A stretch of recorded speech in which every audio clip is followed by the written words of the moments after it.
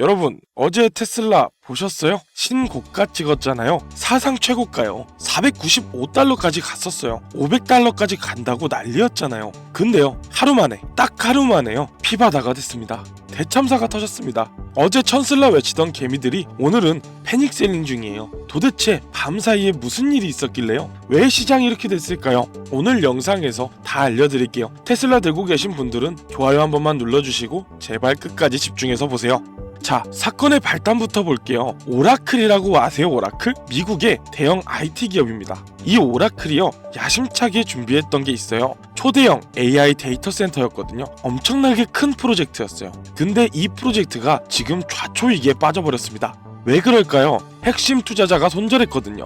블루아울 캐피탈이라고 오라클한테 돈을 대주던 핵심 자금줄이 있었는데요, 갑작스럽게 이탈을 선언한 겁니다. 배신이에요. 뒤통수를 맞은 거죠. 돈줄이 막히니까 뭐가 퍼졌냐면요, 의심이 퍼졌어요. AI 인프라 사실 수익성이 없는 게 아닐까 하는 그런 의심이 독버섯처럼 확산이 된 겁니다. 근데요, 이 오라클 쇼크는 혼자 죽지 않았어요. 도미노처럼 쓰러졌습니다. 반도체랑 AI 섹터가 전멸해버렸습니다. 필라델피아 반도체 지수 보셨어요? 3%대 폭락을 했습니다. 엔비디아요, 마이너스 3.65%입니다. 브로드컴이요, 마이너스 5%예요. 마이너스 5%나 빠졌어요. AI 대장주들은요, 전부 다 매도 폭탄 맞은 거예요. 시장이 뭐라고 하냐면요, AI 거품 드디어 터지는 건가? 이렇게 의심을 하기 시작했어요. 무서운 거 아세요? 이게 시작일 수 있다는 거예요. 자, 여기서요, 테슬라가 왜 맞았는지 설명해 드릴게요. 억울할 수도 있어요. 테슬라가 무슨 잘못을 했길래 왜 오라클 때문에 같이 빠지냐 이러면서. 근데 억울할 게 없어요. 왜냐면요, 테슬라는 그냥 평범한 자동차 회사가 아니거든요. 뭐로 평가받고 있냐면요, AI 데이터 회사로 평가받고 있어요. 도조가 있잖아요. 테슬라가 만드는 AI 슈퍼컴퓨터요. 테슬라도 결국에는요, AI 데이터 센터에 막대한 투자를 해야 하는 회사예요. 근데 오라클 이슈가 터지니까 테슬라의 도조도 의심받기 시작한 겁니다.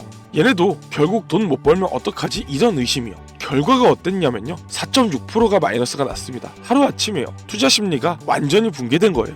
근데 또 이런 악재는 항상 혼자 오지 않습니다. 엎친 데 덮쳤어요. 규제 핵폭탄이 떨어졌습니다. 캘리포니아 차량국이요, DMV라고 하는데요, 여기서 뭐라고 했냐면 테슬라한테 경고를 날렸어요. FSD 있잖아요, 풀 셀프 드라이빙이요, 테슬라의 자율주행 기술이잖아요. 근데 DMV가 뭐라고 했냐면요, 저장 광고 계속하면 판매 면허 정지시킬 수 있다, 이렇게 경고를 해버렸습니다. 이게 왜 무서운지 아세요? 캘리포니아는 테슬라의 본진이에요. 테슬라 최대 시장이란 말이에요. 여기서 퇴출을 당할 수 있다? 이거 기존과는 차원이 다른 리스크예요.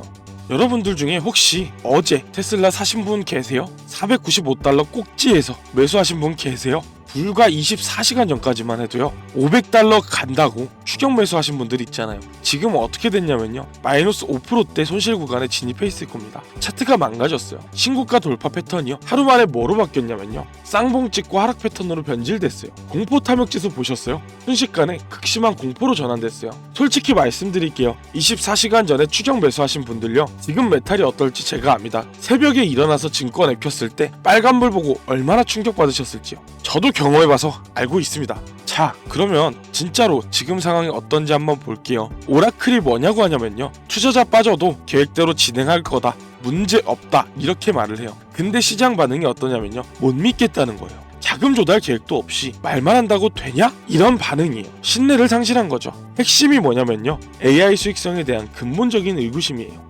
ROI 다웃이라고 하는데요, 투자 대비 수익이 나올까? 이 의심이 해소되지 않으면 반등은 쉽지 않을 수도 있습니다. 단순 조정인지 아니면 추세의 끝인지 지금 시장이 테스트를 하고 있는 거예요.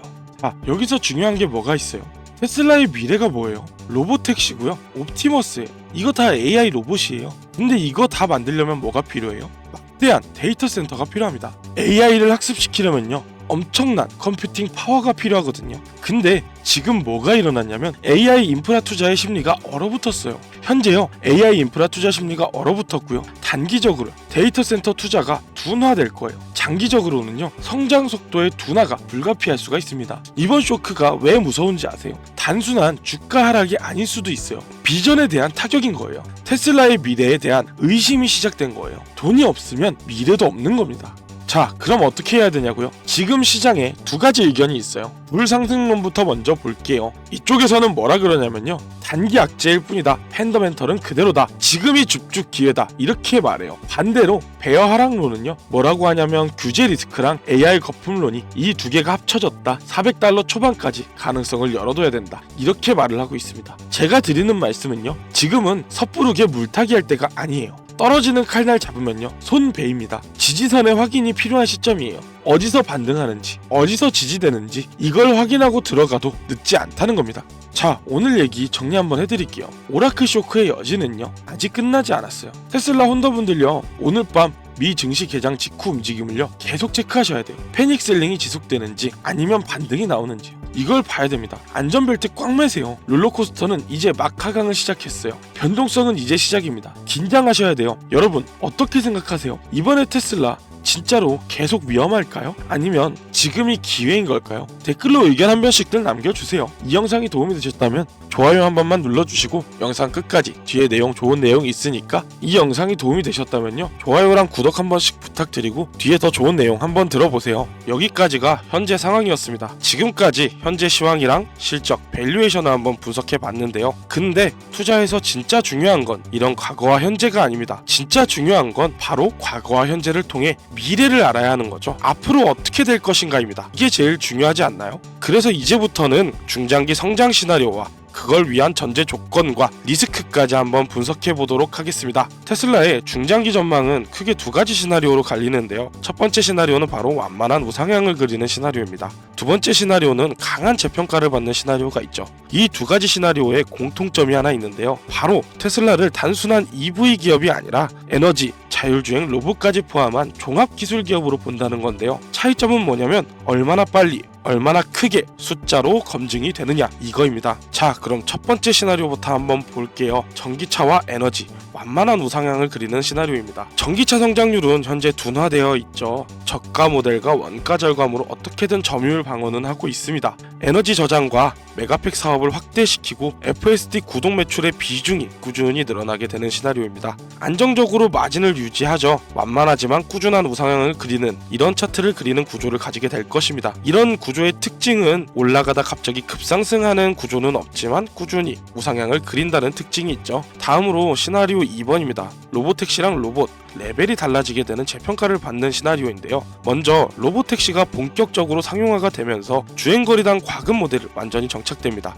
그리고 휴머노이드 로봇이 공장과 물류의 인건비를 완벽하게 대체한다는 시나리오인데요. 이렇게 될 경우 EV의 에너지, 모빌리티, 로봇까지 다 합쳐진 플랫폼이 되는 겁니다. 이렇게 되면 기존의 자동차 밸류를 뛰어넘는 새로운 멀티플을 부여받을 수 있는 가능성이 생기면서 주가가 완전히 다른 레벨로 올라가 버리는 거죠. 근데 이 두 가지 시나리오에서 제일 중요한 게 뭐냐면 시간만으로는 절대 오지 않는다는 거예요. 테슬라는 언젠가 오른다, 이게 가장 위험한 한 줄 요약인데요. 성장 시나리오에는 전제 조건이 있어요. 첫 번째, 기술적 병목을 해결해야 합니다. 그리고 수익 구조를 개선해야 하고요. 규제를 통과해서 빠르게 사업화를 시켜야 합니다. 이 조건들이 충족되지 않는다면 이 두 가지 시나리오 자체가 무너질 수가 있는 거예요. 그냥 기다린다고 오르는 게 아니라 조건이 충족돼야만 오르는 겁니다. 그러면 어떤 과제들이 있는지 하나씩 살펴볼게요. 첫 번째 과제, 바로 전기차의 가격 전쟁 속에서 마진을 회복해야 합니다. 지금까지 테슬라가 뭘 했습니까? 가격을 인하하고 0% 할부를 주고 할인 프로모션을 해서 물량을 방어해냈어요. 그 결과는요, 매출은 높았지만 마진은 떨어졌어요. 근데 지금 BY나 중국 EV 같은 전통 완성차가 저가로 공세를 하면서 치고 올라오고 있죠. 그러면 앞으로 필요한 건 뭘까요? 바로 공정혁신입니다. 기가 캐스팅, 자동화를 통해서 생산 원가를 낮춰야 돼요. 배터리랑 부품 구조를 개선해야 되고요. 지역별 공장과 공급망을 최적화시켜야 합니다. 단순히 마진을 떨구는 게 아니라 원가 자체를 구조적으로 낮춰서 마진을 지키면서 파는 겁니다. 그러고 두 번째로 해결해야 될 과제가 뭐냐면요, FSD와 로보택시, 이게 지금 현재 스토리로만 있거든요. 이거를 현금이율일 수 있는 구조로 바꿔줘야 됩니다. 현재 어떤가요? FSD는 구독을 확대하고 베타 테스트에 진행 중에 있지만 꾸준히 나오는 두 가지 문제, 안정성과 규제 이슈가 나오죠. 이 두 가지가 해결되기 위한 필수 조건은요, 사람보다 안전하다는 데이터로 증명을 해야 돼요. 규제 기관에서 단계적으로 승인을 해줘야 되고요. 수익성이 있다는 걸 증명해내야 합니다. 이게 실패하면 어떨까요? 자율주행 프리미엄이 축소가 되겠죠. 그러면서 테슬라는 전통 자동차 밸류로 압축받을 수 있는 위험이 있어요. 지금 테슬라 주가는 FSD 프리미엄이 진짜 많이 상당 부분 반영이 되어 있는데요. 이게 무너지면 주가도 같이 무너질 수가 있다는 거죠. 그리고 마지막 과제입니다. 에너지랑 로봇이 단순 영상용 스토리가 아니라 실적이 나와야 하는 거예요. 현재 상황 어떻죠? 메가팩 에너지 저장 옵티머스 로봇, 지금 이거 발표로 엄청나게 이슈를 끌고 있어요. 하지만 실제 매출이랑 이익에 대한 기여가 나왔나요? 지금 거의 안 나와 있죠. 그래서 앞으로 에너지 부분의 매출 성장률이 어떤지 확인을 해야 합니다. 그리고 로봇을 도입했을 때 인건비 대비 확실하게 절감이 되는지 이것도 확인을 해야 하고요. 그거를 위해서 사업 구조를 자동차 중심에서 벗어나야만 이 플랫폼이 형성이 될 수가 있다라는 거예요. 제가 이렇게 말로만 드리면 여러분들이 못 믿으실 수 있어요. 그래서 과거에 있었던 일을 한번 패턴을 분석을 해볼게요. 테슬라의 모델 3 초기 기억하시나요? 생산 지옥이라는 말이 있었고 공정에 문제가 있었어요. 증설도 못했어요. 그래서 사람들이 뭐라고 했었죠? 테슬라는 대량 생산을 못한다라는 말까지 나왔었어요. 그때 테슬라가 이 병목을 어떻게 해결했을까요? 기가팩토리를 구축하고 공장을 자동화하면서 배터리 원가 구조를 개선해냈어요. 그러면서 생산이 안정화되면서 수익성도 회복을 했었죠. 그 결과는 주가의 레벨이 말도 안 되게 바뀌었어요. 지금의 자율주행, 에너지, 로봇도 마찬가지인 거예요. 똑같이 이 병목을 뚫느냐 못 뚫느냐의 싸움인 거고 역사는 반복될 겁니다. 근데요 여러분, 제가 진짜 솔직하게 한 말씀만 드려도 될까요? 테슬라를 이렇게 제대로 보려면 정말 많은 걸 추적해야 해요. 분석해야 하고요. 원가 구조가 어떻게 변화하고 있는지, 생산 효율성과 비용이 실제로 절감되고 있는 게 맞는지, FSD는 실제로 사고율이 어떻게 되고 가입자 수는 어떻게 변했는지, 그리고 규제는 어떤 식으로 변해가서 이거에 어떤 영향을 줄지, 그리고 에너지랑 서비스는 실제로 매출 비중을 차지하는지, 그리고 생산 캐파를 확인해야 돼요. 공장이 얼마나 됐고 생산량이 얼마나 변하는지, 이런 거 일일이 다 확인해야 돼요. 분기별로, 한 달별로, 주별로, 일별로. 근데 현실적으로 어떻습니까? 우리는 직장 다니면서 가족 챙기면서 애들 학원비 걱정하는 투자하는 사람들입니다. 아침 6시에 일어나서 출근하고 저녁 늦게 퇴근해서 집에 들어오면 녹초가 돼 있죠. 주말에는 밀린 집안일도 하고 가족들과 시간도 보내야 되고. 근데 이 모든 자료를 혼자 찾고 해석하고 타점까지 잡으라는 거 진짜 솔직히 불가능해요. 말도 안 되는 얘기예요. 저도 알아요. 여러분이 얼마나 바쁜지, 얼마나 힘든지 안다고요. 그래서 제가 직접 준비한 거예요. 위에서 말한 전제 조건들, 원가 구조의 변화, FSD 데이터, 에너지 매출 추이, 생산 캐파 변화 같은 것들을 제가 다 정리했어요. 그리고 이 전제 조건들이 어느 시점에 어느 발표가 났을 때 이런 거를 기준으로 매수 타점이랑 매도 타점까지 구체적으로 제가 정리해서 자료를 만들었어요. 조건부로 설정한 타점이에요. 이미 발표가 났을 땐 선반영이 되겠죠. 그렇기에 그런 어떤 발표가 나왔는지 그런 조건부를 설정한 타점이에요. 이 조건이 충족되면 여기서 들어가고 이 조건이 무너지면 여기서 나와야 된다. 이런 자료, 그리고 정보, 그리고 조건부 매수 매도 타점까지 정리한 내용을 우리 필요한 여러분들께 저는 공유해 드릴 거예요. 어떻게 공유받냐고요? 지금 영상 하단 설명란에 보시면 링크가 하나 있을 거예요. 이 링크 타고 들어가시면요, PC에서는 신청 페이지로 자동으로 가고요, 모바일에서는 문자창이 나올 거예요. 제 번호 자동 입력돼 있을 거고 제 번호로 테슬라라고 한 단어만 보내주시면 돼요.